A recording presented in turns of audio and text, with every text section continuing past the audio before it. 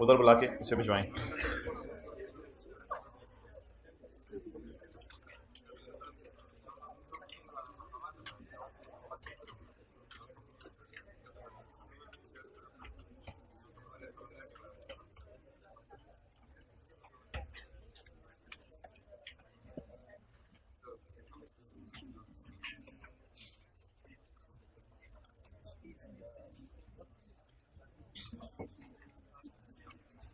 Page 445।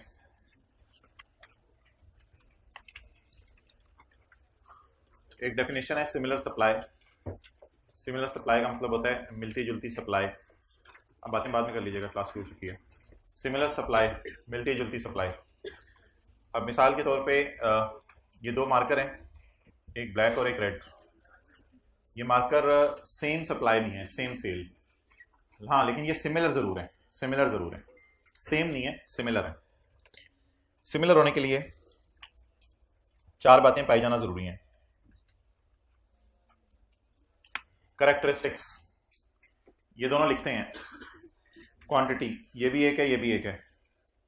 Components and materials, इनमें raw material एक ही तरह का यूज हुआ है, बस रंग का फर्क है।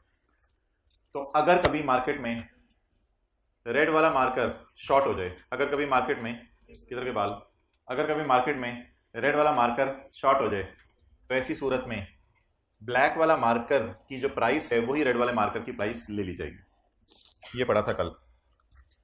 Similar supply in relation to open market price of goods. कहते हैं चीजों की ओपन मार्केट, इधर ओपन मार्केट प्राइस के बारे में बात कर रहा हूं। Similar supply in relation to open market price of good means यहां गुड से मुराद रेड मार्कर है। Similar supply in relation to red marker means any other supply, other goods, other goods से मुराद इधर ब्लैक है।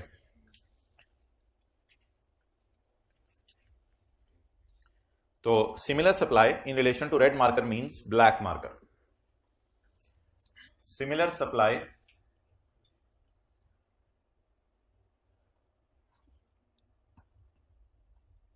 उसको तो पढ़ने दो, हाँ, हाईलाइटर उससे मांग रहे हैं, क्लास से पहले मांगना था, उसका क्या कसूर है कि उसे चीज समझ नहीं आ रही।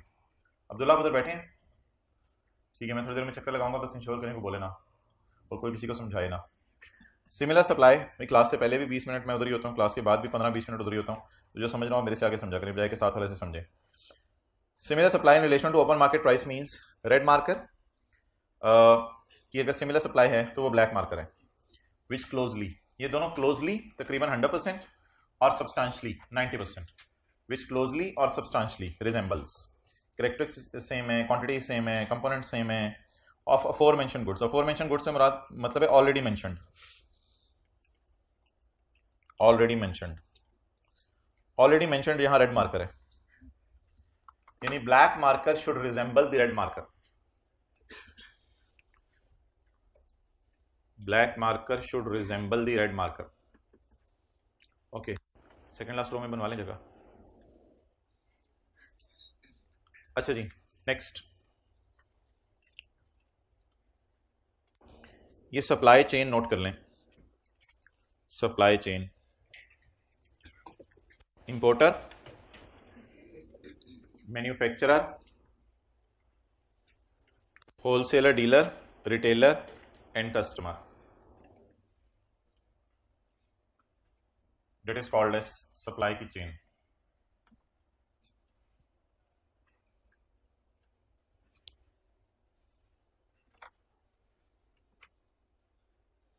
जैसे किसी जगह धुआं हो जाए और आपको फौरन बाहर निकलने की हाजत महसूस हो, तो इसी तरह आप जो है वो धुंध में आ जाएगा कॉलेज।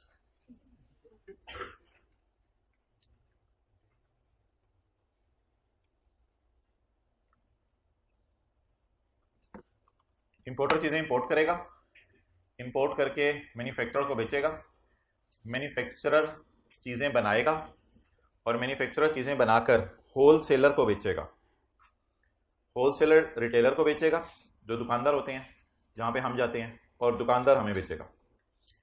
ये जो होलसेलर या डीलर होता है, इसका ये काम होता है बल्क क्वांटिटी पे चीजें लेना। होलसेलर या डीलर मैन्युफैक्चरर से 100 पंखे उठा लेगा, 100 पंखे लेकर 20 इस रिटेलर को बेचेगा, 20 किसी और रिटेलर को, 20 किसी और रिटेलर को। तो होलसेलर वो लोग होते हैं या डीलर वो लोग होते हैं जिनके पास बड़े बड़े गोदाम होते हैं, तो ये गोदाम में चीज़ें रख के रिटेलर को आगे बेचते हैं। तो मैन्युफैक्चरर 400-500 चीज़ें इनको बेच देता है, ये फिर आगे 50-50 60-60 करके रिटेलर्स को बेच रहे होते हैं, क्योंकि रिटेलर के पास इतना बड़ा गोदाम नहीं होता, उसकी तो छोटी सी दुकान होती है, आप खड़े हो जाए तो जगह खत्म हो जाती है, और अगर आपके साथ वाला खड़ा हो जाए फिर तो चलने की जगह नहीं। Supply chain means a series of transactions between the buyers and sellers from the stage of first purchase or import to the stage of final supply। तो पहली दफा चीजें खरीद के आखिरी दफा चीजें बेचने तक के सारा process, that is called as supply chain। stage of final supply to customer, final supply होगी कस्टमर को।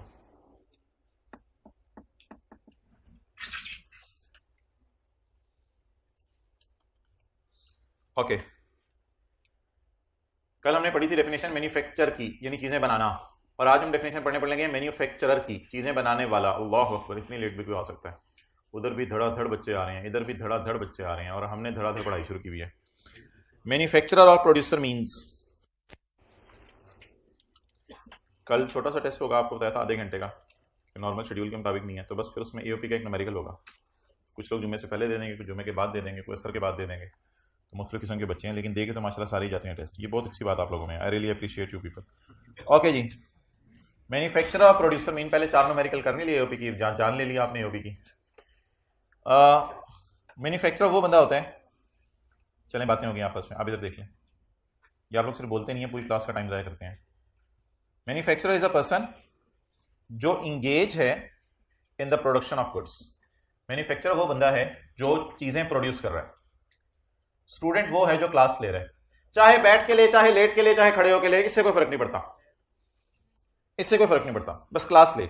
इसी तरह इधर क्या लिखा हुआ है, चाहे वो बंदा सिर्फ मैन्युफैक्चरिंग कर रहा हो या मैन्युफैक्चरिंग के साथ कुछ और भी कर रहा हो, कहता है मुझे इससे कोई फर्क नहीं पड़ता, इट डजंट मैटर, बस मैन्युफैक्चरर है तो काफी है। तो एक्सक्लूसिवली मैन्युफैक्चरिंग का मतलब ये सिर्फ मैन्युफैक्चरिंग करना, और नॉट का मतलब ये है कि एक्सक्लूसिवली मैन्युफैक्चरिंग ना करना। जैसे होंडा कार्स हैं, वो एक्सक्लूसिवली मैन्युफैक्चरिंग नहीं कर रहे, क्योंकि वो सिटी और सिविक बना के बेच रहे हैं और होंडा एकॉर्ड इंपोर्ट करके बेच रहे हैं, तो इसलिए होंडा कार्स वाले सिर्फ मैन्युफैक्चरिंग नहीं कर रहे, इसके साथ ट्रेडिंग भी कर रहे हैं। वो कहते हैं मुझे कोई फर्क नहीं पड़ता, इससे कोई फर्क नहीं पड़ता, चाहे तुम सिर्फ मैन्युफैक्चरिंग करो, चाहे मैन्युफैक्चरिंग के साथ कुछ और भी मिला लो, you will still be called as manufacturer. जैसे टीचर को मुझे कोई फर्क नहीं पड़ता, बैठ के क्लास लो, लेट के क्लास लो, खड़े हुए क्लास लो, जमीन पे बैठ के क्लास लो, छत पे बैठ के क्लास लो, तो आप चाहे मैन्युफैक्चरिंग पूरा दिन करो, चाहे कभी कभी करो, चाहे आप जो है वो जब दिल चाहे तब करो, कहते हैं मुझे इससे फर्क नहीं पड़ता, you will still be called as. एक और बात में वो कहते हैं मुझे कोई फर्क नहीं पड़ता, चाहे कैलकुलेटर पे कैलकुलेशन करो, चाहे मोबाइल पे कैलकुलेशन करो, चाहे उंगलियों पे कैलकुलेशन करो, कहते हैं मुझे इससे कोई फर्क नहीं पड़ता, whether the raw material is owned by him और नॉट, कहते हैं इससे कोई फर्क नहीं पड़ता कि तुम अपने रॉ मटेरियल पे काम करो या किसी के रॉ मटेरियल पे काम करो, इट डजंट मैटर। अब जे डॉट वाले हैं, वो कपड़े बेचते हैं, बैठे हैं, फिर हम क्लास शुरू करें और लेट आया करें। जे डॉट वाले कपड़े बेचते हैं, भाई आप भी चले जाओ, इनको खड़े करो, थोड़ी देर के लिए खड़े कर दो, अब जो पीछे देखने वाले को ना खड़े कर दिया करो। अब जे डॉट वाले कपड़े बेचते हैं, वो हमारे से रॉ मटेरियल नहीं लेते, उनका रॉ मटेरियल भी अपना होता है जिसपे काम कर रहे हैं, लेकिन जो दर्जी जिसके पास आप सूट लेके जाते हैं अपना, कि ये मुझे अनस्टिच्ड सूट फुफो ने दिया है, तो वो दर्जी के पास जब आप सूट लेके जाते हैं अपना, तो फिर वो आपके रॉ मटेरियल पे काम कर रहा होता है। तो हैं तो दोनों ही दर्जी, जे डॉट वाले भी दर्जी हैं, हमारे वाला दर्जी भी दर्जी है। तो जो बंदा भी चीजें बना के बेच रहा हो, चाहे अपना रॉ मटेरियल इस्तेमाल कर रहा हो, चाहे किसी के रॉ मटेरियल पर इस्तेमाल कर रहा है, if he is doing manufacturing he is called as manufacturer. चरर चरर okay, next, and shall include, और इसमें यह भी शामिल है, a person who engages who by any process assemble makes cut dilute bottle packages repackages, वही कल वाली बात। ये बड़ा अच्छा करते हैं आप लोग घर जाके ना, ये इस तरह मिक्सेस का डाइल्यूट बॉटल पैकेजेस, ये बड़ा अच्छा है। अच्छा जी, पॉइंट नंबर बी, इस तरह कुछ 6 हो तो 5 पॉइंट तो पेपर में आप लिख ही आते हैं। फिर point B,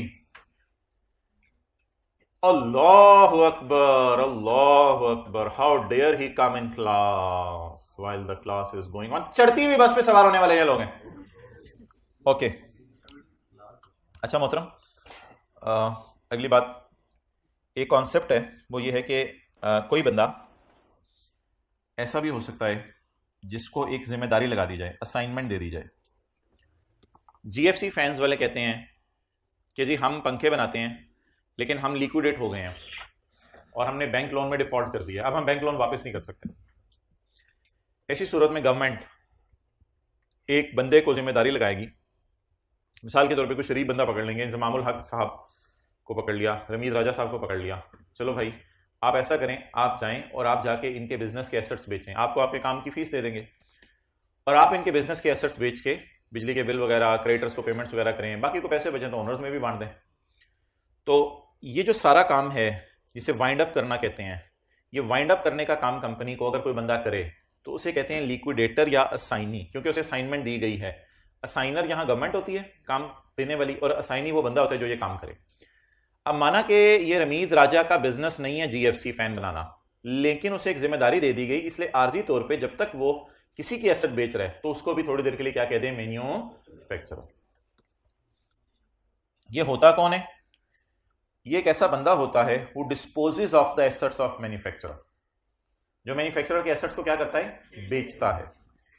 in any law capacity, ये कैपेसिटी इसको किसने दी है, ये पावर इसको किसने दी है? ये रमीज राजा उसकी बेगम ने पावर दी है? नहीं, ये रमीज राजा को पावर दी है लॉ ने। इस बंदे के मुश्किल से नाम है दो, एक नाम इसका लिक्विडेटर है, ग्रीन में तो डेफिनेशन मैंने हाईलाइट कर दी ना, एक नाम इसका लिक्विडेटर है, एक नाम इसका अजीब सा है असाइनी इन बैंक करप्सी, यानी अगर कोई बंदा बैंक करप्ट हो रहा हो तो इसको असाइनमेंट दे दी जाएगी। तो ये दो नाम, भाई उधर जगह नहीं है, इनको जगह देना बैठने की, हाइब्रिड वाला जरा थोड़ा दिल खुला करें, इनको जगह दे बैठने की, देर आए ना दुरुस्त आए। असाइनी इन बैंकरप्सी और लिक्विडेटर। आप खड़े हो, आपने कोई सवाल पूछना? ठीक है, खड़े रहो। चले जी आगे, पॉइंट सी। शेख रशीद साहब आजाद कश्मीर पहुंचे हुए थे, तो उन्होंने कहा कि यहां मुझे गोरमे कोला की बोतल नहीं मिली, तो गोरमे वालों से कहा कि मुझे मैन्युफैक्चरिंग राइट दे दें, मैं गोरमे कोला वहां बनाऊं। तो गोरमे ने इनको मैन्युफैक्चरिंग राइट दे दिया या पेटेंट नाम दे दिया कि तुम वहां बनाओ। अब चाहे ये बोतलें बनाना शुरू करें ना करें, जिस दिन इनको राइट मिला उस दिन से ही इन्हें कहा जाएगा मैन्युफैक्चरर, क्योंकि मैन्युफैक्चरिंग का राजा इन्होंने कर लिया। और जब तक ये मैन्युफैक्चरिंग नहीं करेंगे he will still be called as manufacturer. जब करना शुरू कर देंगे तब तो ऑब्वियसली, क्योंकि पहले तो लैंड खरीदेंगे, बिल्डिंग खरीदेंगे, फैक्ट्री बनाएंगे, मुलाजमीन को रखेंगे, इसी के अंदर कोई 1-2 साल लग जाने हैं, लेकिन during that period he will still be called as manufacturer because he is owning a right. वो एक राइट ओन कर रहा है बोतलें बनाने का। तो जो बंदा राइट ओन कर दे मैन्युफैक्चरिंग का लेकिन मैन्युफैक्चरिंग शुरू ना करे, he will still be called as any person who owns right for manufacturing of goods. Any person who owns right for manufacturing of goods. Whether or not, इससे कोई फर्क नहीं पड़ता कि वो बंदा चीजें बेच भी रहा हो, इससे कोई फर्क नहीं पड़ता कितना चीजें बेच भी रहा हो। ये बार बार आप देख रहे होंगे weather or not, weather or not, weather or not लगा हुआ है। तो ये वेदर और नॉट वही होता है जो आप दोस्त को कह रहे होते हैं, और तुम आओ ना, इससे कोई फर्क नहीं पड़ता, मैंने तो क्लास लेनी लेनी है, और तुम टेस्ट दो ना, तो मुझे इससे कोई फर्क नहीं पड़ता, मैं तो टेस्ट देना ही देना। Weather or not, weather or not को जरा अपनी अंग्रेजी में लेके आया आज के बाद। Whether or not you give test, I will give test. Whether or not you will take tea or not, I will take tea. ये वेदर और नॉट कई दफा हम जिंदगी में बोल रहे होते हैं। तो whether or not there is धुंधर नॉट, आई विल कम। तो इससे कोई फर्क नहीं पड़ता कि वो चीजें बना के बेचे भी, बस जब चीजें बना के बेचने का पावर ले ली तब से आपको क्या कहा जाएगा, manufacturer. A person who owns right of manufacturing या a person who uses any right of manufacturing. Whether or not, घर में आपने बार बार ऐसे बोलना है whether or not, इससे कोई फर्क नहीं पड़ता अम्मी कि वो चीजें बेचे ना बेचे। क्या हो गया बेटा? नहीं, अम्मी से फर्क ही नहीं पड़ता कि वो चीजें बेचे ना बेचे, it doesn't matter, he will still be called as manufacturer. इसको सीए हो गया। लेकिन अगर, झुको मत, खड़े रहो सीधे, दोबारा से टेक ना लगाओ। लेकिन अगर कोई बंदा ऐसा है जो ये कह दे कि मैंने सेल्स टैक्स में रिफंड लेना है, मैंने सेल्स टैक्स में क्या लेना है, रिफंड लेना है, ठीक ना लगाओ। कोई बंदा ऐसा कह दे कि मैंने सेल्स टैक्स में क्या लेना है, रिफंड, तो रिफंड लेने के लिए, ये मैं तकरीबन दूसरी हाइब्रिड क्लास में पहुंच गया हूं, खुदा के लिए मत बोलें, थोड़ा सा दूर हूं। अब्दुल्ला मैं नजर आ रहा हूं, ये मैं ही नजर आ रहा हूं, तो प्लीज खुदा के लिए, मुस्कुरा के देख रहे हैं साथ वाले को, हाथ होगी, प्लीज मत बोले। अच्छा आप खड़े रहें। Whether or not you will make excuse or not, okay. अगर एक बंदा रिफंड लेना चाहे, जैसे इनकम टैक्स में पेएबल टू गवर्नमेंट की जगह कई दफा आ जाता था रिफंडेबल फ्रॉम गवर्नमेंट, अगर कोई बंदा रिफंड लेना चाहे तो उसके लिए एक शर्त है कि उसकी अपनी फैक्ट्री होनी चाहिए। अगर वो किराए की फैक्ट्री के अंदर अपना कारोबार कर रहा है तो वो रिफंड लेने के लिए एलिजिबल नहीं है। तो ये इंशाल्लाह न्यूमेरिकल्स में बात भी आएगी हमारे सामने कि अगर कोई बंदा रिफंड लेना चाहे तो सिर्फ वो बंदा मैन्युफैक्चरर समझा जाएगा जो ये साबित कर दे कि उसकी अपनी फैक्ट्री है। लेकिन अगर साबित ना कर पाए कि मेरी फैक्ट्री है तो फिर उसको रिफंड नहीं मिलेगा। अच्छा, ये कौन होते हैं मैन्युफैक्चरर कम एक्सपोर्टर? जो बंदा मैन्युफैक्चरिंग भी कर रहा हो और साथ एक्सपोर्ट भी कर रहा हो।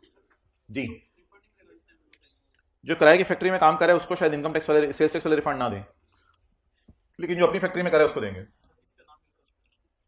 नाम यूज करना मसला नहीं, बस बिल्डिंग अपनी होनी चाहिए। अगले सफे पे आए।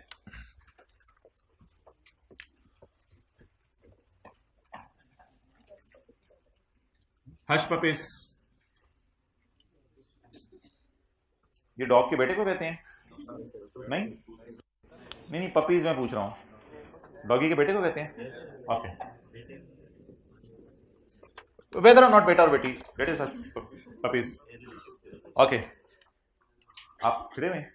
खड़े हैं, अजीब सा हाल पूछते हो। अच्छा बैठ जाओ, अब तो यकीन नहीं आ रहा आपको। हश पपीज वाले के लिए दो प्राइसेस रेलिवेंट है, रिटेल प्राइस और होलसेल प्राइस। वो हजरात हाथ खड़ा करें जिन्होंने कभी बाटा की दुकान पर हश पपीज के जूते देखे हैं पड़े हुए। 1 2 3 4 5, ठीक है। कितनों को यकीन आ गया इनकी बात पे? कितनों को यकीन नहीं आया इनकी बात पे? भाई आप बड़े बड़े शहरों में जाने वाले लोग हैं, छोटे छोटे शहरों में आप जाएं तो बाटा की दुकान पे ही आपको हश पपीज के जूते मिलेंगे, क्योंकि छोटे छोटे दुकानों में हश पपीज वालों ने अपनी दुकानें नहीं बनाई।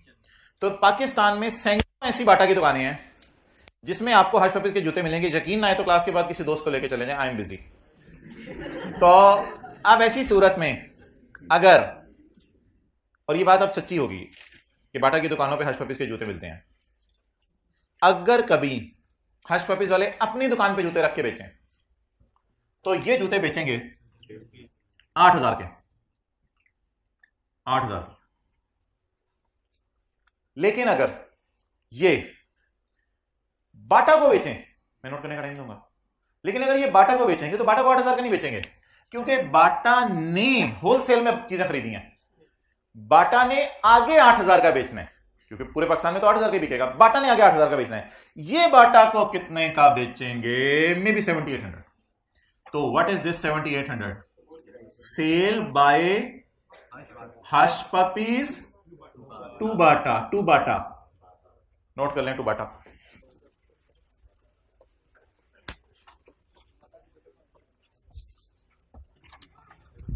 अल्लाहु अकबर, हाउ डेयर यू। बोलते नहीं काफी पक्की बात था। मोबाइल सारे ही तरह चार्ज करते हैं।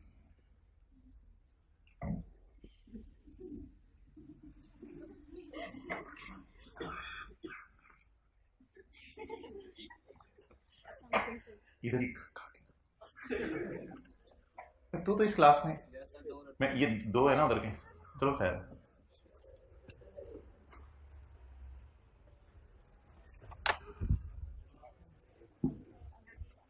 ओके,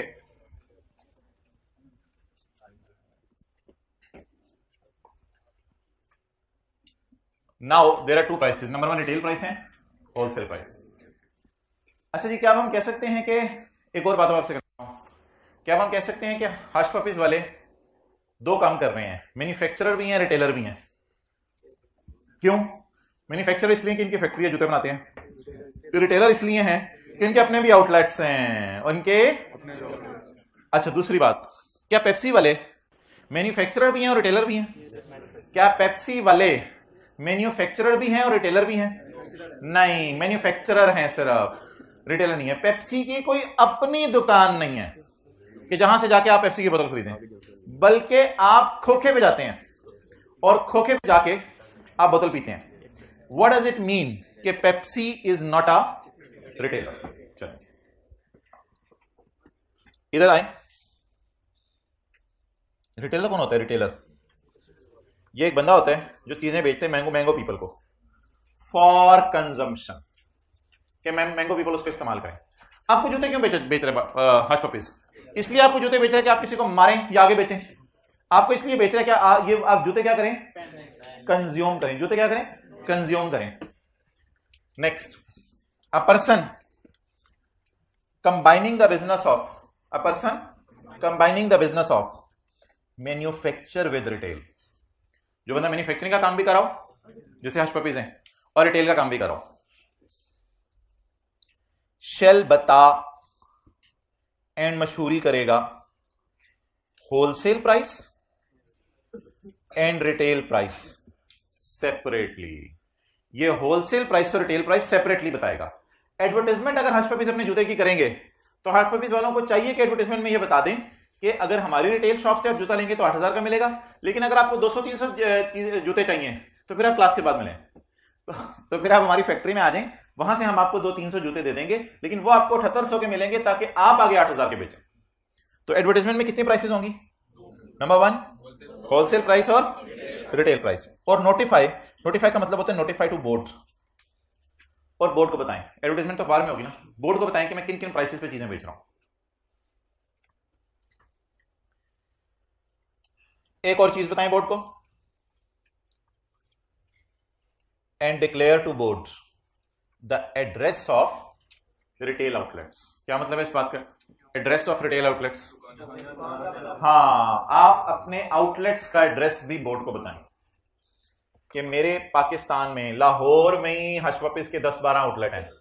अगर आप कराची में चले जाएं, इधर उधर चले जाएं तो बहुत ही ज्यादा आपको मिलेंगे। तो अपने रिटेल आउटलेट्स के एड्रेसेस डिक्लेयर करें। किसको? बोर्ड को। ओके,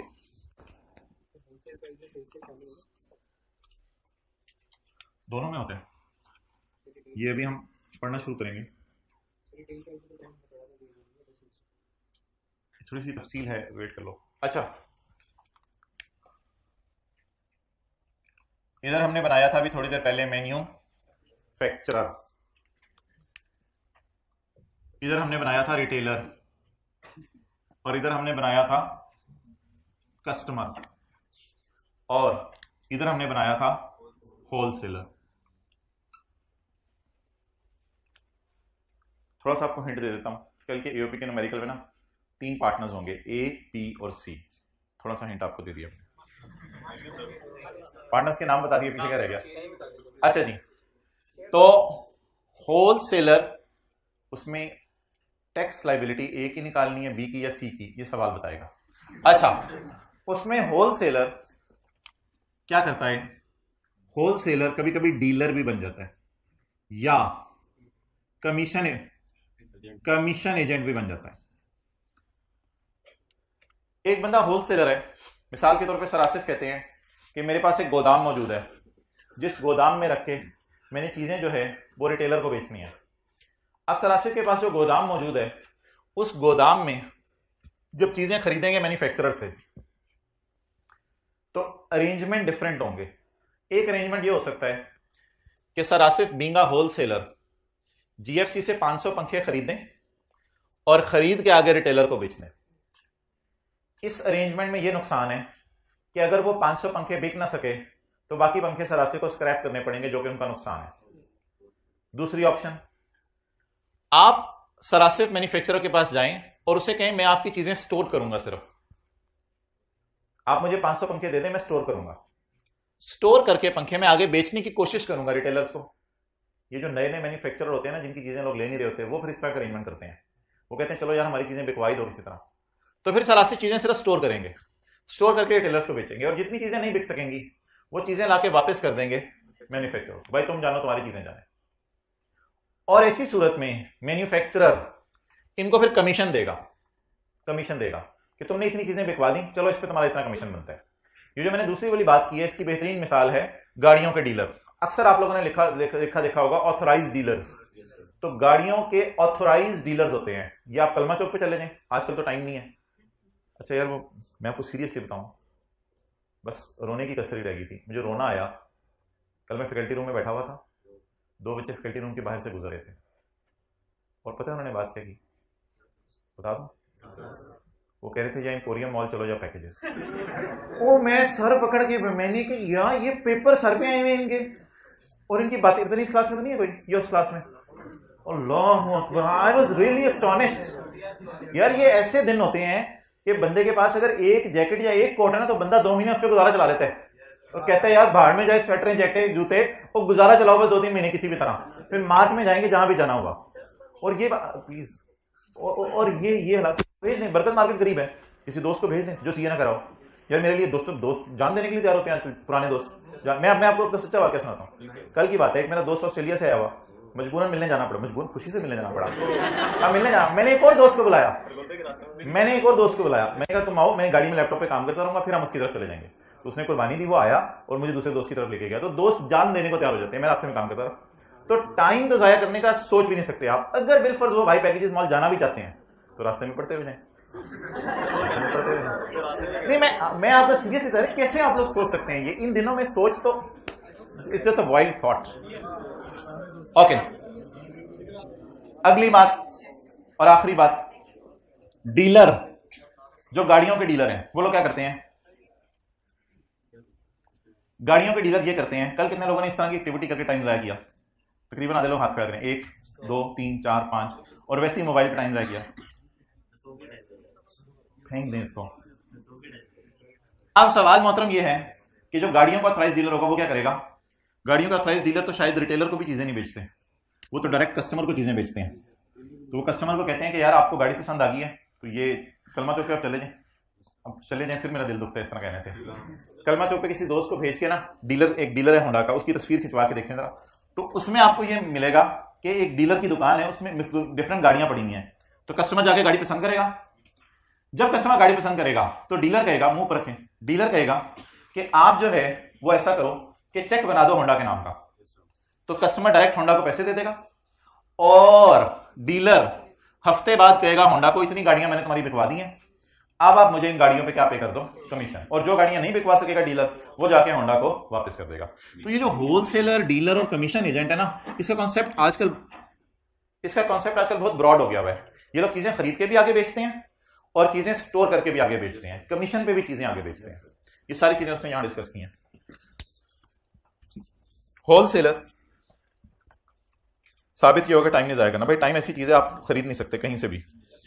कोई तरीका नहीं होगा फरवरी में आप 1 लाख रुपया देके जो है वो 2 दिन खरीद सकें, कोई तरीका नहीं होगा इसका। और फरवरी में दिन भी 28 हैं। यार पढ़ने लग जाएं, खाए गए 3 दिन। थोड़ी देर जरा हेड्स डाउन करके सोचें। साले भाई हाइब्रिड वाले प्लीज हेड्स डाउन करें, थोड़े सोचें। चलें आ जाएं। लेकिन अच्छी खबर यह है कि मार्च में शायद 6 मार्च से आपका पहला पेपर है। अच्छा पढ़ें जी 47। होलसेलर उठा दें, हम ख्वाब ही आने लगे हैं। Wholesaler includes a dealer, wholesaler में डीलर शामिल है। एंड मीन्स एनी पर्सन, आप लोगों ने लिख लिया इस डायग्राम में, यहां डीलर, कमीशन एजेंट, कितने लकीर के फकीर है बताना पड़ता है। मैं आपकी बात नहीं कर रहा, साथ वाले की कर रहा हूं, आपने तो लिख लिया था।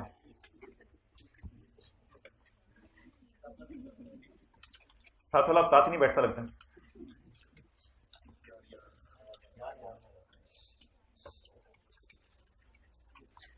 Wholesaler includes the dealer and means any person who carries on whether regularly और नॉट। इससे कोई फर्क नहीं पड़ता, ये आप बार-बार लफ्ज यूज कर रहे हैं। इसका क्या मतलब है वेदर रेगुलरली और नॉट? चाहे रोजाना होलसेल का काम करे, चाहे कभी कभी होलसेल का काम करे, उसकी मर्जी है, वेदर रेगुलरली और नॉट। लेकिन कर क्या रहा है? Who carries on business of buying and selling goods by, ये डेफिनेशन है ग्रीन वाली। Who carries on business of buying and selling goods by wholesale. Wholesale का मतलब इधर देखो ना, होलसेल का मतलब है बिग क्वांटिटीज में, बड़ी बड़ी क्वांटिटीज में चीजें खरीद और बेच रहे हैं। Next, who carries on business of selling goods directly और इनडायरेक्टली बाय होलसेल। बात वही है, अगेन देख लें, सेल की जगह किसका लफ्ज यूज कर दिया? Supplying goods by wholesale. Directly का मतलब है होलसेलर खुद चला जाए, इनडायरेक्टली का मतलब है अपने ड्राइवर को भेज दे। तरह से खुद चले जाए सामान सप्लाई करने, अपने किसी ड्राइवर को भेज दें, डायरेक्टली और इनडायरेक्टली, इससे कोई फर्क नहीं पड़ता।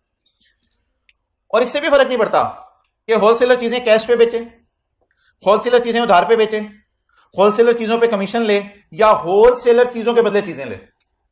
ये होलसेलर की मर्जी है, चीजें कैश पे बेचे, उधार पे बेचे, कमीशन पे बेचे, चीजों के बदले चीजें ले, it doesn't matter whether or not sold for cash, whether or not sold for deferred payment, whether or not sold for commission, इससे कोई फर्क नहीं पड़ता। इट ऑल्सो इंक्लूड्स, इसमें यह भी शामिल है, एक ऐसा person who stores good belonging to manufacturer. आप मैन्युफैक्चरर की चीजें स्टोर भी कर सकते हैं। जैसे मैंने होंडा के डीलर्स की बात की, होंडा के डीलर्स फिर वो गाड़ियां स्टोर कर रहे हैं सिर्फ, यानी ना बिकी तो वापस कर देंगे। It also includes a person who stores goods belonging to manufacturer. I still remember those days जब हम होलसेलर, डीलर, डिस्ट्रीब्यूटर की डेफिनेशन लिख के याद कर रहे होते थे, फिर दोबारा लिखते थे, याद करते थे। आप लोगों ने भी यही करना है। इट इंक्लूड्स अ पर्सन, इसमें वो बंदा भी शामिल है जो स्टोर कर रहा हो चीजें belonging to manufacturer as an agent for the purpose of sale. As an agent चीजें स्टोर कर रहे, किस लिए स्टोर कर रहे? For the purpose of sale to customer, ताकि मैन्युफैक्चरर से लेके कस्टमर को बेचे।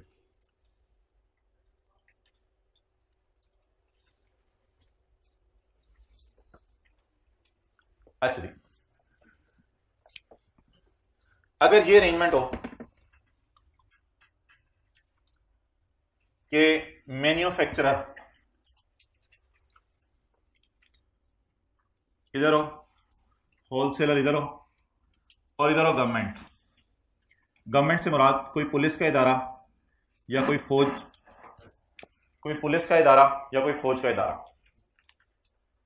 अब अगर पुलिस या फौज का कोई इदारा जो कि खुद गवर्नमेंट है, ये किसी होलसेलर को कहे कि हमने नई छावनी बनाई है पुलिस की, हमने नई बैरकें बनाई हैं, हमने जो है वो नया ऑफिस बनाया है, हमने जो है वो नए कैंप लगाए हैं, उसके लिए हमें पंखे चाहिए, तो ये लोग होलसेलर को कहें, होलसेलर आगे मैन्युफैक्चरर से चीजें लेके इनको दे दे।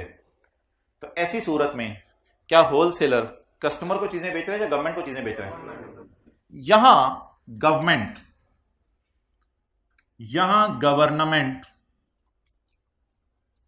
का बड़ा मुश्किल सा नाम वो यूज कर रहे हैं, गवर्नमेंट का मुश्किल सा नाम यूज कर रहे हैं। गवर्नमेंट कौन है? Government is one who deduct tax.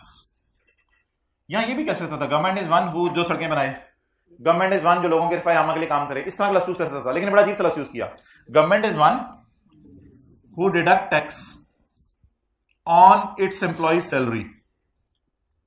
ये ऐसी तंग करने के लिए उसने लफ्ज लिखा है, हालांकि सैलरी पे टैक्स कटने का यहां से कोई ताल्लुक नहीं है। लेकिन क्या गवर्नमेंट ब्रिगेडियर साहब की सैलरी पे टैक्स काटती होगी? बिल्कुल काटती होगी। अगर उनकी तनख्वाह 3 लाख है तो गवर्नमेंट उनको 2,50,000 देती होगी, क्योंकि वो भी तो सैलरी के चक्कर उन पर भी तो लगता है। हमने तो कोई एग्जम्पशन नहीं पड़ी ऐसी कि उनका टैक्स माफ है। तो गवर्नमेंट अगर किसी का टैक्स काटे तो गवर्नमेंट भी विद होल्डिंग एजेंट है। अफसोस से ऐलान किया जाता है गवर्नमेंट भी काटती है टैक्स। तो गवर्नमेंट कौन है? Government is the one who काट क्या? टैक्स। किस पर? एम्प्लॉय की सैलरी पर। तो मैन्युफैक्चरर किसको चीजें बेचेगा? होलसेलर किसको चीजें बेचेगा? गवर्नमेंट को। नोट करें, यह आखिरी बुलेट है, होलसेलर वाला। ना ना ना ना, बोलना नहीं।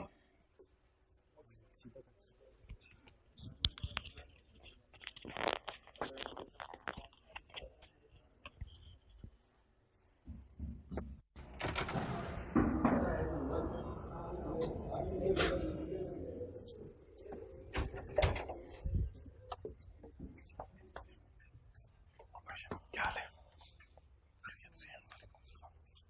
टेस्ट देने का ईओपी का,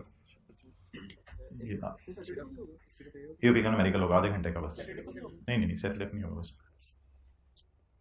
आप छुट्टी करते हो मुझे लगता है कभी कभी, डेली आ जाए।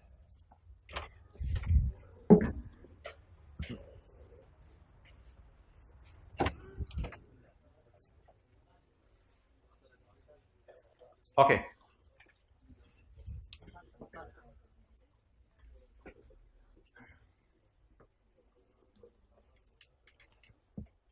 पढ़ें जी। It also includes a person who supply goods to a person who deduct income tax at source. At source होते हैं मौके पे. Who deducts income tax at source. अब सवाल मेरा आपसे यह है कि आप साथ वाले के बिल्कुल ऐसे करके ना, 2 उंगलियां से ऊपर हो, 2 उंगलियां आपकी तरफ हो, एक अंगूठा ऐसे करके ना साथ वाले के नाक तक तकरीबन आप पहुंचेंगे, उससे पूछे हु डिडक्ट इनकम टैक्स. थोड़ा सा हाइब्रिड वालों को बोलने की जरूरत है. बोलें जरा साथ वाले के नाक तक, हु डिडक्ट इनकम टैक्स. पूछे जरा हु डिडक्ट इनकम टैक्स. जवाब क्या है? गवर्नमेंट. नहीं आया तो आपके साथ वाला चेंज कर लें. Who deduct income tax at source. बता लें भाई कौन डिडक्ट करता है? Government is a person who deduct income tax at source.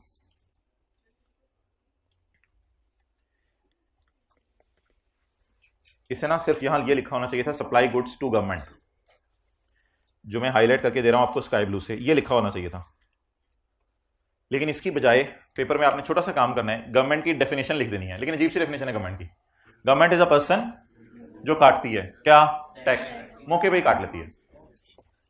Who deduct tax at source.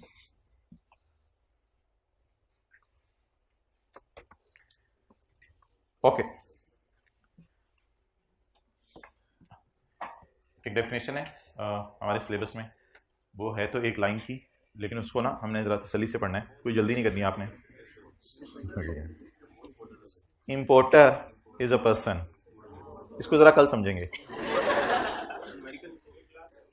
Importer is a person who export. चपेड़े पड़ेंगे, वो एग्जामिनर का दिल चाहे आपके घर तक आके चपेड़े मारेगा अगर आप ये लिखेंगे तो.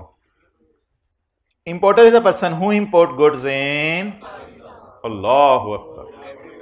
तो ये इशारे पे आपने खड़े होकर ऊंची ऊंची डेफिनेशन आज सुनानी है. Importer is a person who imports goods in Pakistan. अच्छा जी, ये क्या है? गाड़ी आप लोगों के यहां ऐसे होती है, हमारे यहां ट्रक ऐसे होते हैं. ये क्या है? पीछे क्या लिखा हुआ है? ना छेड़. अब आप लोग अपने अपने शुरू हो गए हैं, हॉर्न दे के पास करो, पता नहीं क्या क्या. अच्छा, ये क्या है? जेट त्यारा. ये क्या है? जेट त्यारा. अच्छा, जिन लोगों के पास गाड़ी या जेट त्यारा हो या वो खुद जेट त्यारे हों, प्लीज आहिस्ता हंसा करें. हाइब्रिड वाले आहिस्ता हंसा करें, महफिल के आदाब का ख्याल रखें. अच्छा, जिनके पास गाड़ी या जेट त्यारा हो और मैन्युफैक्चरर उनको कह दे कि तुमने अपने लोडर रिक्शे पे चीजें, मैन्युफैक्चरर उन्होंने कह दे तुमने अपने लोडर रिक्शे पे चीजें रिटेलर को देनी है, तो इसको होलसेलर नहीं कहते, इसको कहते हैं डिस्ट्रीब्यूटर. डिस्ट्रीब्यूटर. कभी कभी आपको बड़ी बड़ी बसें जो है वो नजर आ रही होती हैं, गन्ने लेके जा रही होती है, पीछे छोटे छोटे बच्चे लटके होते हैं, तो वो ये लोग डिस्ट्रीब्यूटर होते हैं. क्या होते हैं? डिस्ट्रीब्यूटर. अच्छे भले बंदे मोटरसाइकिलों पे जाते हुए पीछे से गन्ने एक अच्छा ट्राले पे. डिस्ट्रीब्यूटर्स क्या होते हैं? इनके पास गोदाम नहीं होते, इनके पास गाड़ियां होती हैं. ये मैन्युफैक्चरर से चीजें लोड करके रिटेलर के प्रेमिसेस में जाके अनलोड कर देते हैं चीजें. तो ट्रक शरीफ बना लें, मुंह उस तरफ कर दें. Distributor means a person appointed by manufacturer. Manufacturer इसे अपॉइंट करता है, या इंपोर्टर अपॉइंट करता है, या कोई भी बंदा अपॉइंट करता है. लेकिन इसका काम क्या होता है? For specified area. ये नहीं होगा कि ये ट्रक वाला कराची से सामान लेके, मिसाल दे रहा हूं, लाहौर पहुंचाओ, क्योंकि इसके सिर्फ कराची की डिस्ट्रीब्यूशन मिली होगी, लाहौर की डिस्ट्रीब्यूशन शायद हमने किसी और अलग ट्रक वाले को दी हो. तो फिर इनको एरियाज बता दिए जाते हैं कि ये ट्रक वाला इधर जाएगा, ये ट्रक वाला इधर जाएगा. तो एक मैन्युफैक्चरर के एक से ज्यादा डिस्ट्रीब्यूटर हो सकते हैं. अब ये करेंगे क्या? ये भी अक्सर वैसे कमीशन पे काम करते हैं, लेकिन ये ऐसा भी कर सकते हैं, टू परचेज गुड्स. ये बड़ा रिस्की होगा. फिर पहले ये परचेज कर लेंगे चीजें from him for further sale. Purchase करके आगे सेल करेंगे. कंज्यूम तो नहीं करेंगे, ये कस्टमर तो नहीं है. परचेज करेंगे लोडर रिक्शे पे और आगे सेल करेंगे. And includes a person who in addition to distributor is also selling goods as अ.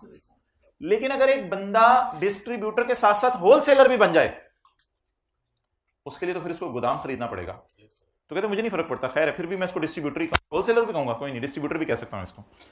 तो जो बंदा डिस्ट्रीब्यूशन और होलसेल इकट्ठी कर दे उसको डिस्ट्रीब्यूटर भी कह सकते हैं, होलसेलर भी.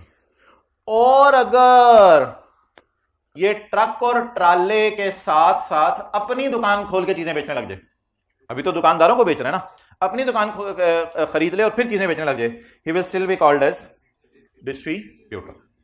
तो बताएं डिस्ट्रीब्यूटर होलसेलर हो सकते हैं अगर अपना गोदाम खरीद ले? वैसे तो इसके पास बसें हैं, वैसे तो इसके पास ट्राले हैं, ट्रक हैं। डिस्ट्रीब्यूटर क्या रिटेलर भी हो सकते हैं?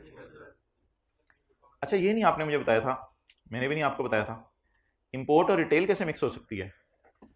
इंपोर्ट और रिटेल आसान सी बात है, कई इंपोर्टर होते हैं साथ रिटेल नहीं करते। मिसाल के तौर पे मलिक रियाज है बैरिया टाउन वाला, वो गाड़ियों के टायर इंपोर्ट करे और सारे ही होंडा को बेच दे, तो इसने तो फिर रिटेल की दुकान नहीं खोली अपने। लेकिन ये ऐसा भी तो कर सकते हैं, 1 लाख टायर इंपोर्ट करके होंडा को बेच दे और 1 लाख टायर इंपोर्ट करके अपनी दुकान पे रख ले, फिर मुझे आपको बेचे।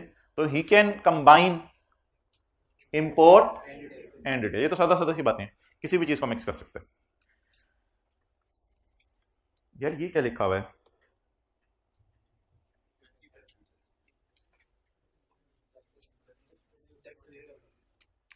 एक्टिव टैक्स पेयर वो बंदा है who is blacklisted? Active tax payer वो बंदा है हु इज ब्लैकलिस्टेड? नहीं नहीं नहीं नहीं नहीं, एक्टिव टैक्स पेयर वो बंदा है who does not fall in any of the categories, जो इन कैटेगरीज में से किसी में नहीं गिर रहा। ब्लैक लिस्ट होना अच्छी बात है बुरी बात है? बुरी बात है। ब्लैक लिस्टिंग निहायत बुरी बात है। एक और भी चीज कॉन्सेप्ट है इस लॉ में, whose registration is suspended. Suspended जरा हल्का लफ्ज है, लेकिन इन दोनों के ऊपर हमने एक दिन बात करनी है तफसील से कि लॉ में ब्लैकलिस्ट किससे किया जाता है, सस्पेंड किससे किया जाता है। बहरहाल अगर लॉ मेकर किसी को ब्लैकलिस्ट से सस्पेंड कर दे तो क्या इस बंदे को ब्लैकलिस्ट से सस्पेंड करने पे एक्टिव टैक्स पेयर कहा जाएगा या नॉन एक्टिव? अच्छा, जो बंदा मुसलसल 2 महीने सेल्स टैक्स की रिटर्न जमा ना कराए उसे भी क्या कह दिया जाएगा? Non active. उसे भी क्या कह दिया जाएगा? सेल्स टैक्स रिटर्न जमा कब करानी होती है? इस महीने वाली रिटर्न कब जमा करानी होती है? अगले महीने की 15 तारीख को। किसी बंदे ने मार्च की रिटर्न जमा नहीं कराई, वो नॉन एक्टिव नहीं है, वो एक्टिव है। फिर अगले साल उसने जून की जमा नहीं कराई, कोई मसला नहीं, ही स्टिल एक्टिव। फिर अगले साल उसने अगस्त में जमा नहीं कराई, कोई मसला नहीं। अगले साल उसने जनवरी फरवरी दोनों की जमा नहीं कराई, 2 महीने की मुसलसल जब आप रिटर्न जमा ना कराएं तब आपको क्या कहा जाएगा? Fails to file return by the due date. Due date क्या है यहाँ पे? 15 याद की थी, 15 तक आपने जमा करानी है। तो मुसलसल 2 महीने आप 15 तारीख तक ना आए, you will be called as non active taxpayer. आप कौन से सब्जेक्ट पढ़े हैं टैक्स के साथ? R1 और बीला। खड़े हो जाएं।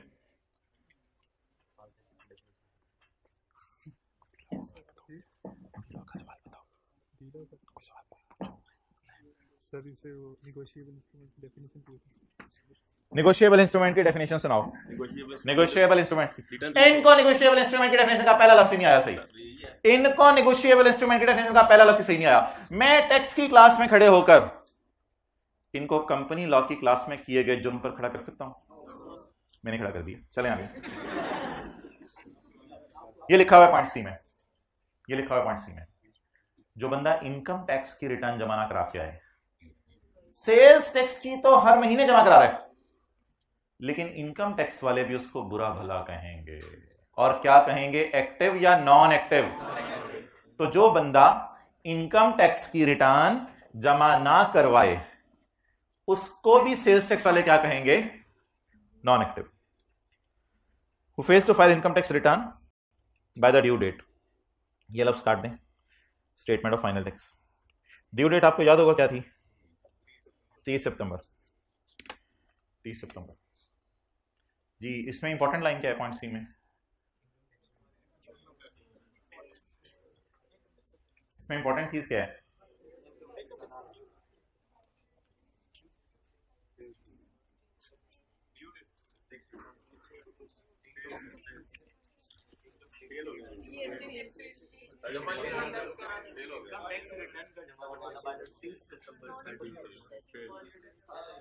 By the due date.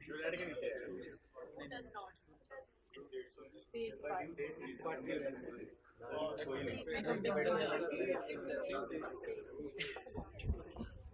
शर्मिंदा क्या करें आप लोग?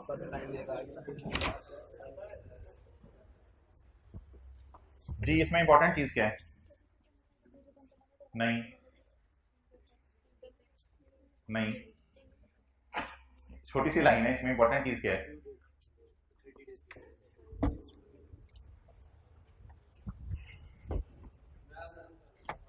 जी इसमें इंपॉर्टेंट चीज क्या है?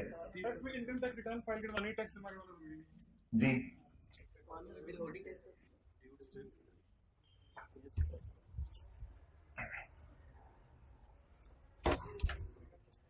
जी ऑनलाइन वाले हजरात, इसमें इंपॉर्टेंट चीज क्या है?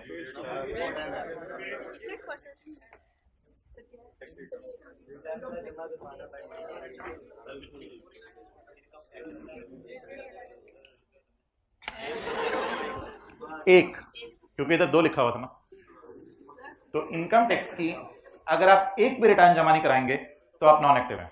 अब ये बनते हैं ना मेरे पैसे, आज ये बनते हैं। तो यार पढ़ा करें लॉ को, जिस तरह पढ़ने का हक है। तो सेल्स टैक्स की कितनी रिटर्नें जमा करानी, कितनी जमा ना कराएं तो मुजरिम है 2। दूसरी क्लास में एक बच्चे ने बता दिया था। और इनकम टैक्स की एक भी जमा ना कराएं तो आप क्या है? Non active resident.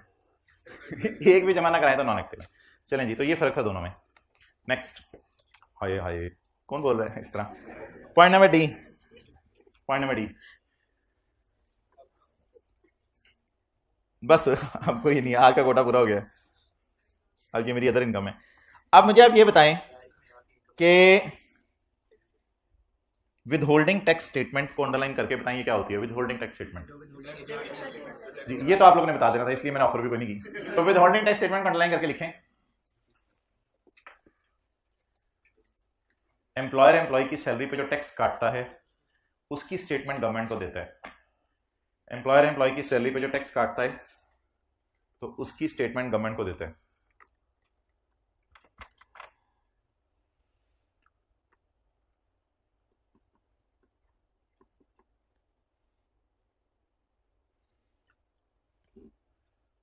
अब मोहतरम इसमें 2 दफा देनी होती है ये, एक तो क्वार्टरली देनी होती है, एक एनुअल।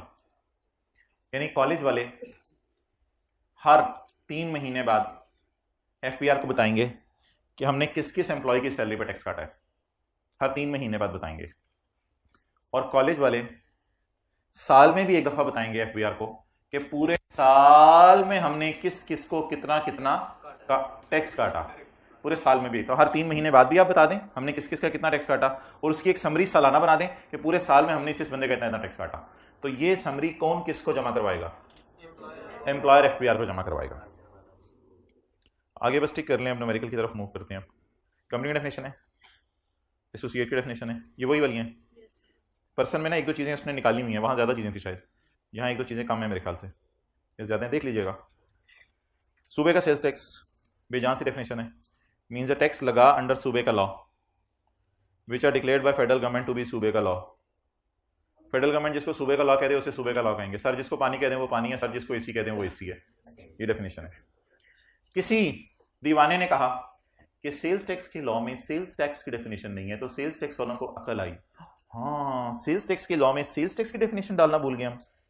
तो उन्होंने 29A के नाम से नया पॉइंट डाला, सेल्स टैक्स के लॉ में सेल्स टैक्स को डिफाइन किया जाने लगा। Any tax, additional tax, default charge, any fine, penalty, fees excluding fee charge under section 76।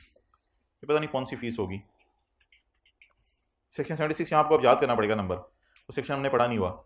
ये सेल्स टैक्स नहीं है, फिर पता नहीं क्या है, पता नहीं क्या है, तो बस एक रटा सा मानना पड़ेगा मजबूरन। Excluding fees charge under section 76 and any sum payable under this act, और कोई भी पैसे इस लॉ में देने हैं, दैट इज कॉल्ड एज बोले सेल्स टैक्स।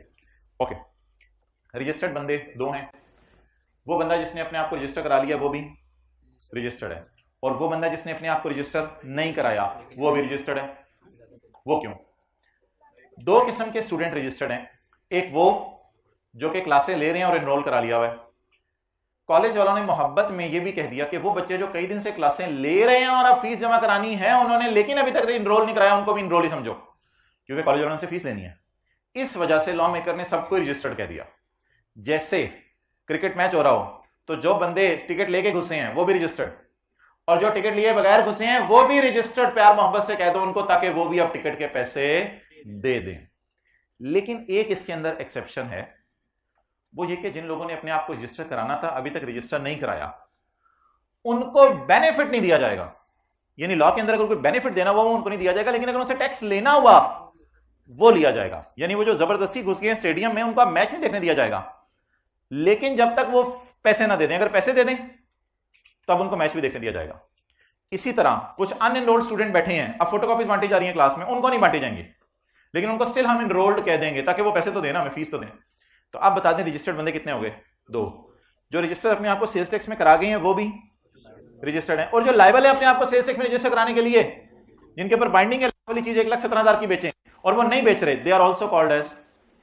लेकिन जब लॉ में कोई बेनिफिट देने की बारी आई, जैसे बिजनेस के चैप्टर में या और चैप्टर्स में हमने पढ़ा था टैक्स क्रेडिट्स माफ हो जाते हैं, जब बेनिफिट देने की बारी आई तो उनको हम बेनिफिट को नहीं देंगे।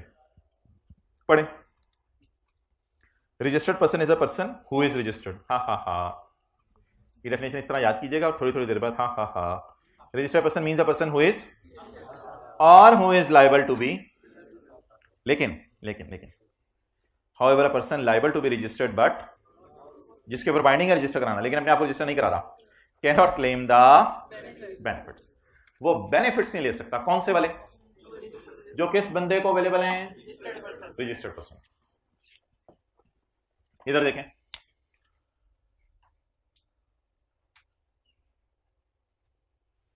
ये क्या लिखा है मैंने?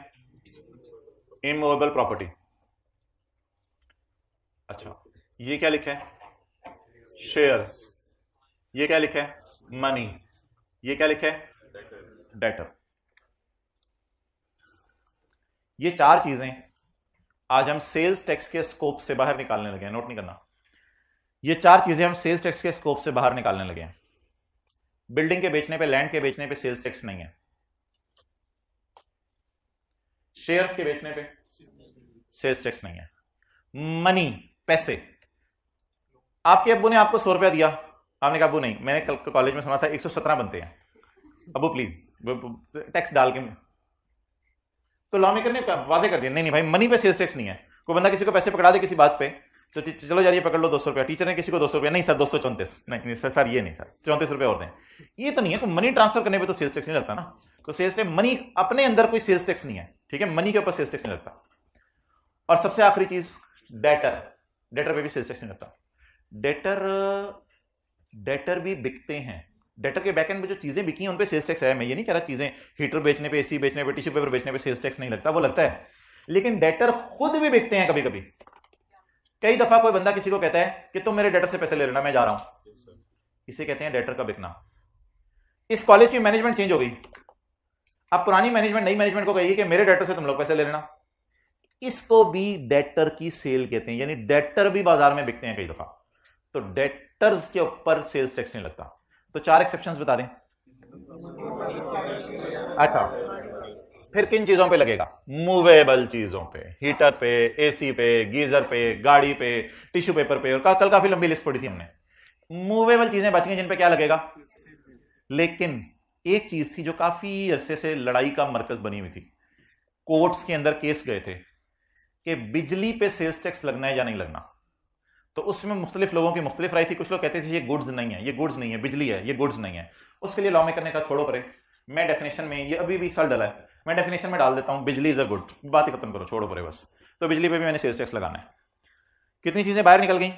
4। कितनी चीजें अंदर आ गई? 2। मूवेबल चीजें सारी और बिजली, ये सर पे क्या लगा करेगा? सेल्स टैक्स, लेकिन चेहरा ऊपर रखना पड़ेगा। बिजली का बनना, बिजली का ट्रांसफर होना या बिजली का घरों तक बांटना, ये सारा किसकी डेफिनेशन में आ रहा है? गुड्स। इधर आप एंड कर लें कॉमे की जगह, ताकि आपको लगे कि अगली बात शुरू हो गई है। पेपर में भी एंड लिख दीजिएगा। एंड बिजली फारग होगी, आगे चलें। पहले तो कौन डेफिनेशन में फॉल कर गया? बिजली। And every kind of movable property, सारी मूवेबल प्रॉपर्टी पर टैक्स लगेगा। अदर देन 4 चीजों पे सेल्स टैक्स नहीं लगता भाई। इमूवेबल प्रॉपर्टी तो इधर से इंप्लाइड हो गया ना। Number 1 debtor. डेटर होता है क्लेम, दावा, एक्शनेबल क्लेम, यानी कोर्ट में जाके आप एक्शन करके पैसे ले सकते हैं। डेटर पे सेल्स टैक्स नहीं लगता। पैसे अपने अंदर कोई ऐसी चीज नहीं है कि एक दूसरे को दें तो सेल्स टैक्स है। सड़क पे 10 रुपए गिरे हुए थे, आपने किसी को उठा के पकड़ा दिया, भाई ये आपके 10 रुपए नहीं यार, 10 रुपए नहीं, 11 रुपए 17 पैसे दो, इस तरह का कोई बात नहीं है। बाहर के मुल्कों में शेयर्स को स्टॉक्स कहा जाता है, स्टॉक नहीं, स्टॉक तो स्टॉक इन ट्रेड होता है ना, इन्वेंट्री वगैरह, स्टॉक्स। ये दोनों डेफिनेशन हम पढ़ लेंगे। इंटरमीडिएट तो पढ़ी भी आपने? नहीं पढ़ी भी? इंटरमीडिएट की मिसाल दें जल्दी। हाँ या तू कभी कभी बड़ी कमाल बात करते, इधर से भी बता दिया था एक भाई ने, सीए फर्म या सीए, इंटरमीडिएट है, क्या मतलब? अगर आपने कभी, बोले, अगर आपने कभी रिटर्न जमा करवानी है तो आप किसी चार्टर्ड अकाउंटेंट को जाके कहेंगे कि एफबीआर को रिटर्न जमा करा दो, तो इंजमामुल हक आपको कहता है कि मेरी रिटर्न एफबीआर को जमा करा दो, you will be called as जिंदा इंटरमीडिएरी या electronic intermediary. Means a person appointed as electronic intermediary for filing of returns and such documents as may be prescribed by board. कल वाला न्यूमेरिकल निकालें, chapter कौन से? 12। अच्छा जी एक बात, कल से ना हमने सेल्स टैक्स के न्यूमेरिकल अब शुरू कर देने हैं, बस अब चैप्टर 12 की जान छोड़ दें। कल सेल्स टैक्स का पहला न्यूमेरिकल हमने करना है, तो छोटी या बड़ी ईद वाले कपड़े पहन के आइएगा, गर्मियों वाले होंगे लेकिन खैर है।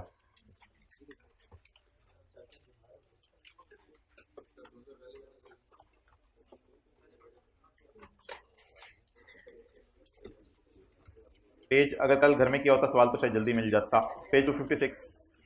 अच्छा मोहतरम, अब मुझे आप बताएं कि ये दो इनकम्स हैं हमारे सिलेबस में, कुछ मैं रिवीजन कराने लगा हूं, जरा आज टाइम खुला बच गया हमारे पास 15 मिनट। दो इनकम्स हैं हमारे सिलेबस में, एक इंटरेस्ट इनकम है और एक डिविडेंड इनकम है। ये दो इनकम्स ना फाइनल टैक्स रेजीम की इनकम्स हैं। डिविडेंड इनकम तो हमेशा ही फाइनल टैक्स रेजीम की इनकम है। अगर आपने पाकिस्तान से कमाया है, वेदर और नॉट कि वो प्राइवेट कंपनी ने दिया है, पब्लिक ने दिया है, लिस्टेड ने दिया, अनलिस्टेड ने दिया, उससे कोई फर्क नहीं पड़ेगा।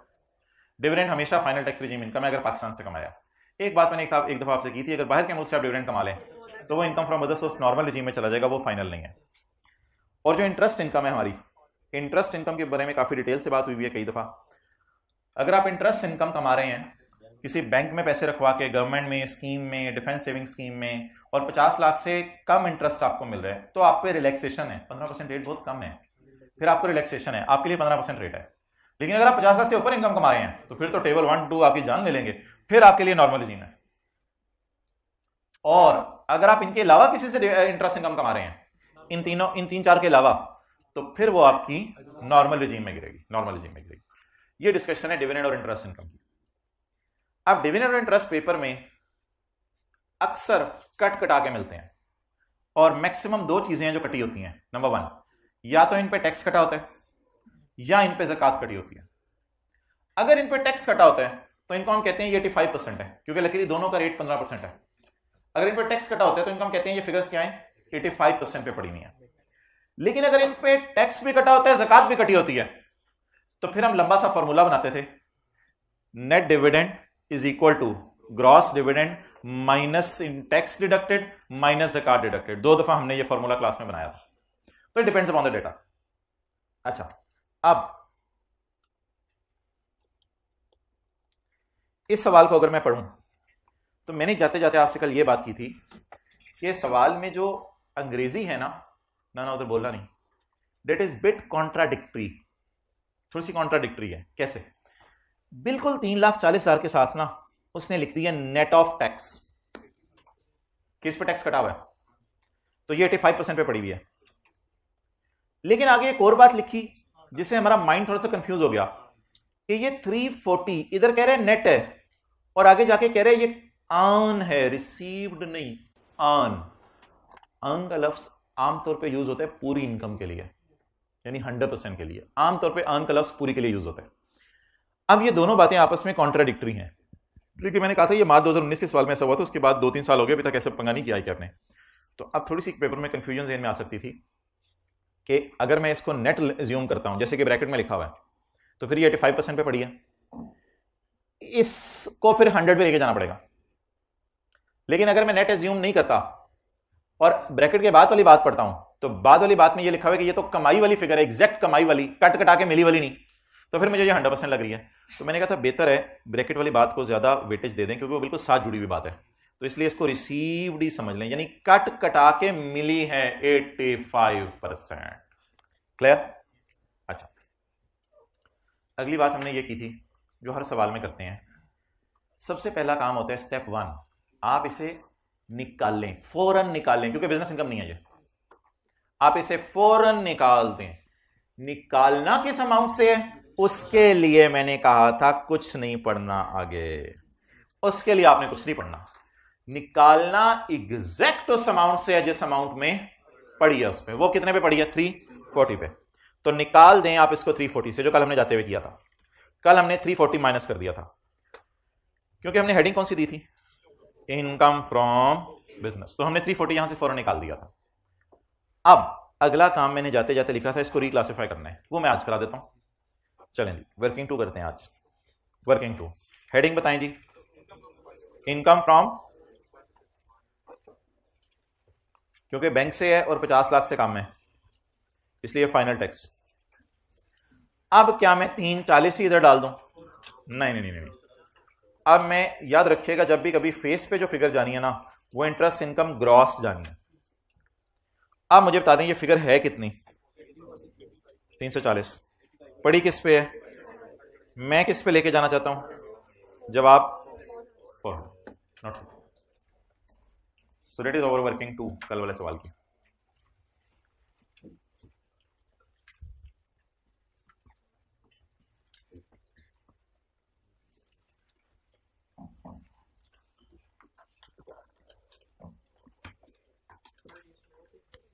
जी हाँ,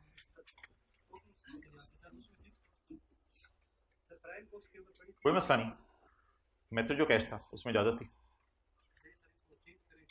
तो क्लोजिंग में चेंज हुआ ना। पिछले साल तो कोई मसला नहीं था उसमें।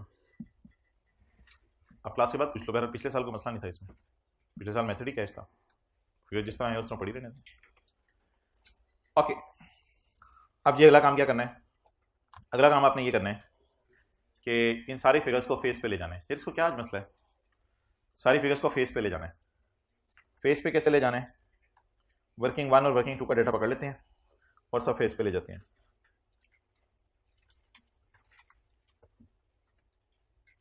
एक चीज छोटी सी मैं आपको बताऊंगा जो हाई चांस है कि आपने घर में मिस कर दी होगी। अच्छा जी, इनकम फ्रॉम बिजनेस बताएं जी, कल कितनी आई थी, 21, और इंटरेस्ट इनकम 400, 2131 और 400। 400 को इसलिए माइनस करना है कि इस पे रेट 15% है। इसके बाद आ गई मेरी टैक्सेबल इनकम, इसमें मैं चैप्टर 4 में जाके टैक्स लगाऊंगा। लेकिन क्योंकि इस सवाल में इस बंदे की सेल 100 मिलियन से ज्यादा थी, तो इसलिए मुझे मिनिमम टैक्स वाली कैलकुलेशन भी करनी थी। लेकिन वो मैं आपको ऐसे ज़बानी कलामी सिखाना नहीं चाहता, इसके लिए प्रॉपर क्लास के अंदर मैं आपको सिखाऊंगा, क्योंकि इसकी सेल 100 मिलियन से ज़्यादा थी, तो इसको मिनिमम टैक्स वाले चक्कर से भी गुजारना था। लेकिन इस डिस्कशन को अभी मैं करना नहीं चाह रहा, इसलिए ये जो अंग्रेजी वगैरह लिखी हुई है इसको इग्नोर कर रहा हूं मैं, और ये जो स्टार वगैरह डला हुआ है इसको भी इग्नोर कर रहा हूं मैं। चैप्टर 4 में आपने नॉर्मल तरीके से टैक्स निकाल लिया 6690। आप बता दीजिए ग्रॉस इंटरेस्ट इनकम कितनी है, 400 पे रेट लगाऊं या 340 पे, 400 पे 15% लगाएं। लेकिन डिविडेंड वाला टैक्स और इंटरेस्ट वाला टैक्स ऐड करके फिर लेस करना है, क्योंकि ये ऑलरेडी आपका कट चुका है tax, it is net of tax, already tax cut चुका है।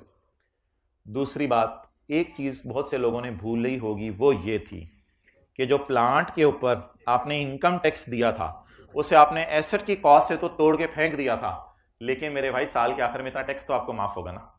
तो ये चीज कितने लोगों ने घर में की थी, 110 माइनस किया था। तो ये आज के बाद ना जरा याद रखिएगा, इनकम टैक्स आपने कोई भी पे कर दिया हो तो वो एंड पे न्यूमेरिकल के क्या करना होता है, क्योंकि इतना टैक्स ऑलरेडी आपका हुकूमत के पास पहुंच चुका है। Next, now while solving the numerical of partner, मुझे सारे डेटे में से ढूंढ के बताएं इनकम कौन सी उठानी है जिस पर चैप्टर 4 वाला रेट लगना है। उसमें आप डिविडेंड शिविडेंड इंटरेस्ट एंड सब फर्क करें, एग्जैक्ट इस अमाउंट को उठाना है आपने 21314, और बाकी रेस्ट टोटल टाइप वर्किंग में ले जाना है। जब आप लेके जाएंगे इसको तो ये 21314 इधर आ जाएगा, इसमें से पार्टनर की सैलरियां माइनस हो जाएगी, प्रॉफिट बचेगा 15914, इसको आपने जैन को 1/3 करके दे देना है, और ये शेयर फ्रॉम एओपी आ जाएगा जो ज्यादा वाली और कम वाली इनकम के दरमियान में आके यूज होगा। अगली और आखिरी बात वो ये कि सवाल में डेटा दिया हुआ था कि जैन का जाती, तो सैलरी का न्यूमेरिकल था, बेसिक सैलरी को आपने 12 से मल्टीप्लाई कर देना था। मेडिकल अलाउंस खाली दिया जा रहा है या खाली रीइंबर्समेंट दी जा रही है, अगर पेपर में खाली रीइंबर्समेंट आ जाए और कुछ ना लिखा हो तो इसको एज्यूम करना है एज पर टर्म्स, तो इसको एज पर टर्म्स एज्यूम करके एग्जाम कर देना था। अगली लाइन आसान बड़ी थी, लेकिन कुछ बच्चे कंफ्यूज हो जाते हैं इस लाइन को पढ़ के, ये फिक्रा पढ़ के कंफ्यूज होते हैं। हालांकि इसकी जगह आसान फिक्रा है एम्प्लॉयर ट्रांसफर्ड, एम्प्लॉयर ने ट्रांसफर की है आपको कार। हमने क्या पढ़ा था, अगर एम्प्लॉयर आपको गाड़ी ट्रांसफर, जागते रहना भाइयों, एम्प्लॉयर आपको गाड़ी ट्रांसफर कर दे, बेच दे, गिफ्ट कर दे, तो वहां बीवी को बीवी होने की वजह से नहीं लेना, आपने ढूंढनी है अमाउंट पेड बाय। तो कितने लोग थोड़े से कंफ्यूज हुए थे परचेज द कार का लफ्ज पढ़ के। परचेज द कार का लफ्ज कंफ्यूजिंग से था, सवाल नहीं किया मुझे लग रहा है थोड़ा। तो ही परचेज द कार, उसने गाड़ी खरीदी है एम्प्लॉयर से, तो इसकी उल्टी बात करके बताएं जो कि सही नतीजे पे पहुंचाए। एम्प्लॉयर ने बेची है, यानी उल्टी बात तो नहीं मैं कहूंगा, मिलती जुलती बात इससे, एम्प्लॉयर ने उसको बेच दी है। तो जब ये एम्प्लॉयर एम्प्लॉय को गाड़ी बेचे तो इस सूरत में रूल क्या होता है, fair market value of car minus amount paid by employee to employer. को पता नहीं किससे माने की गाड़ी बेची है, 2.5 लाख रुपए इसकी फेयर वैल्यू है और amount paid by employee to employer 1,10,000। इन दोनों का डिफरेंस लेके आपने सैलरी में ऐड कर देना था। और सबसे आखिरी बात जो एक दो बच्चों ने क्लास के बाद आके पूछी, वो बात करने से पहले मैं आपसे एक दो सवाल पूछता हूं। ये सेल आ रही है 140,400 की, कभी पेपर में सवाल आ जाए अकाउंटिंग की कि जो मिस्टर ए को सेल की है वो मिस्टर बी के अकाउंट में डाल दिया, तो शायद अकाउंटिंग के टीचर आपको इसकी रेक्टिफाइंग एंट्री करवाएं कोई, ठीक है करवानी बनती भी है ताकि पता चले कि इस डेटर से कितने पैसे लेने हैं। लेकिन टैक्स वाले आपको कोई एंट्री नहीं करवाएंगे, क्योंकि मेरे ख्याल से सेल तो 140,400 रहेगी। समझ रहे हैं बात को? मैं कहता हूं sale of A is recorded in the account of sale of B account. इस एडजस्टमेंट को सही करने से सेल पे कोई फर्क पड़ेगा या सेल तो अल्लाह का शुक्र है रिकॉर्ड हो गई है, इससे टैक्स की क्लास में कम से कम कोई फर्क नहीं पड़ेगा। इसी तरह पेपर में एक लाइन आ जाए कि रिपेयर का खर्चा सैलरी के खर्चे में डाल दिया, तो अकाउंटिंग वाले सर तो शायद आपको रिपेयर डेबिट करके सैलरी क्रेडिट करा दें, जाग रहे हैं? तो अकाउंटिंग वाले सर तो शायद ये करा दें, लेकिन मैं आपको क्लास में कहूंगा कुछ भी ना करें, कोई इससे फर्क नहीं पड़ता, दोनों खर्चा ही है ना। एक खर्चे के बजाय दूसरा खर्चा रिकॉर्ड हो गया तो माइनस तो हो गया, माइनस हो गया तो प्रॉफिट तक पहुंचे, कोई फर्क नहीं पड़ा। इसी तरह की लाइन वो यहां पे लिखी हुई थी, क्या असूली तौर पर आपको एक मजे की बात बताऊं, पिछले सफे पे अगर आप देखें तो खर्चे और इनकम अलग आ रही होती हैं। ये इंटरेस्ट एक्सपेंस है पिछले सफे पे, और ये अदर इनकम है। अदर इनकम में इंटरेस्ट इनकम भी बड़ी हो सकती है, ये एक्सपेंसेस हैं ये इनकम्स हैं। असूली तौर पे एक्सपेंसेस इनकम अलग लगाते हैं नजर, एक्सपेंसेस नेगेटिव साइन के साथ और इनकम, लेकिन हमारे अकाउंटेंट ने सुस्ती की, लेकिन मुझे इसकी टेंशन नहीं थी, मैंने कहा जो मैंने मिटाया मुझे इसकी टेंशन नहीं है, इतनी बड़ी ब्लंडर नहीं हुआ अकाउंटेंट से। अकाउंटेंट ने क्या किया, अकाउंटेंट ने इंटरेस्ट एक्सपेंस को नेट कर दिया इंटरेस्ट इनकम से, यानी जो आपको इंटरेस्ट एक्सपेंस नजर आ रहे हैं वो तो नजर आ रहा है, लेकिन इंटरेस्ट इनकम इससे नेट कर दिया। ये कोई ब्लंडर नहीं है, क्योंकि इंटरेस्ट एक्सपेंस से खर्चा है, इंटरेस्ट इनकम एक खुशी है, तो खर्चे को खुशी में नेट ही किया जाता है। तो अकाउंटेंट इतना वेला नहीं होगा कि अलग लाइन बनाए, सफा खत्म हो रहा होगा, कोई वजह होगी, अकाउंटेंट ने कहा नई लाइन बनाने की जरूरत नहीं, छोड़ो, इससे क्या फर्क पड़ता है, हमें तो कोई फर्क नहीं पड़ेगा। बस एक बात कि ये अपने अंदर इनकम की नेचर रखे हुए है, तो इंटरेस्ट इनकम बिजनेस की नहीं है। तो अगला काम जो करना है वो मैंने करके दिखा दिया है, इसको वर्किंग 1 में बाहर निकाल दें और फिर वर्किंग 2 में जाके री क्लासिफाई कर दें। क्लियर? आज अब होमवर्क में कौन सा सवाल करके आएंगे, ये वाला सवाल करें, फिर कल स्टेटिस्टिक्स के सवाल शुरू करते हैं।